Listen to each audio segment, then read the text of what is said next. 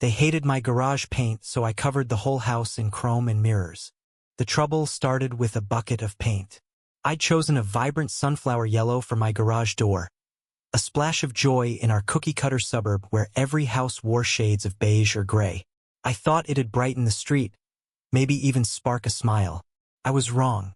By day 2, Karen from across the street was at my doorstep, her lips pursed, clutching a petition with 12 signatures. "It's an eyesore," she spat. "It lowers property values. Change it." Her voice was sharp, like she'd rehearsed it. I tried to explain yellow was my late wife's favorite color, a tribute to her. Karen didn't care. "Rules are rules," she said, thrusting the petition at me. I didn't sign. The next week, the HOA sent letters, then fines. Neighbors whispered as I mowed my lawn, their glares heavier than the summer heat. I felt like a pariah in my own home, but I wasn't backing down. If they hated yellow, I'd give them something to really talk about. I hired a contractor, kept it secret, and over a month, transformed my house into a spectacle. Every inch of the exterior coated in polished chrome and jagged mirrors. It gleamed like a disco ball, reflecting their manicured lawns, their beige siding, their judgmental faces.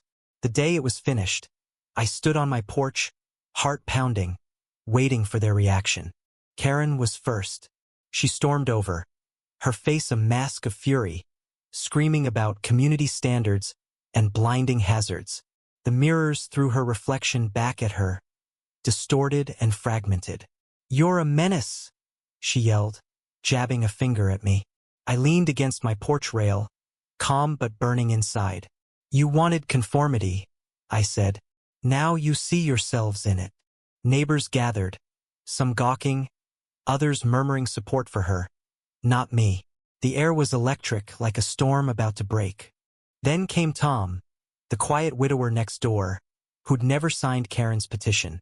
He stepped between us, holding a crumpled photo. "This was my Ellen's favorite color too," he said, voice trembling, pointing at my garage's yellow peeking through the chrome.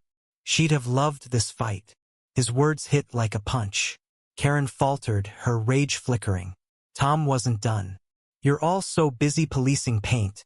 You forgot how to live." The crowd went silent. I hadn't expected an ally, least of all him. For a moment I thought we'd won. But Karen wasn't one to lose. She rallied, filing complaints with the city, claiming my house violated safety codes. The mirrors, she argued, could cause accidents, reflecting sunlight into drivers' eyes. The city inspector, a tired man named Greg, showed up, squinting at the glare. "This is unusual," he muttered, scribbling notes. I pleaded my case, showed him the HOA's harassment, the fines, the petition. He sighed. "It's legal, but it's a problem. You've got a week to tone it down, or we'll force you." A week wasn't enough. The contractor said removing the chrome would cost thousands. More than I had. Karen knew it. She stood on her lawn daily, smirking as neighbors signed new petitions. Tom tried to help, organizing a meeting to mediate, but it dissolved into shouting. I felt the walls closing in. My tribute to my wife, my stand against their petty tyranny, was crumbling. Then came the twist no one saw coming. Late one night, I found a letter slipped under my door, and signed, from someone in the neighborhood. It read, "I'm sorry. I signed the petition because Karen pressured me. Your house is beautiful. Don't give up." Enclosed was a check for $5,000, enough to fight the city or start removing the chrome. I sat on my porch, staring at the mirrored walls reflecting the stars, tears in my eyes.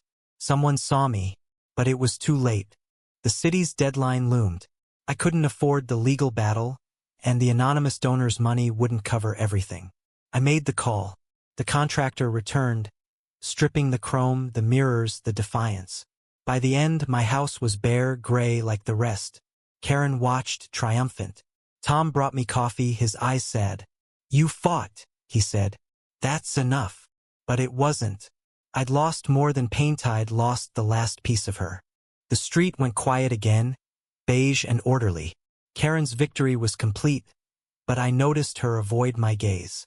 Maybe she saw her reflection in my windows, undistorted now, and didn't like it. I kept the yellow garage door a small rebellion.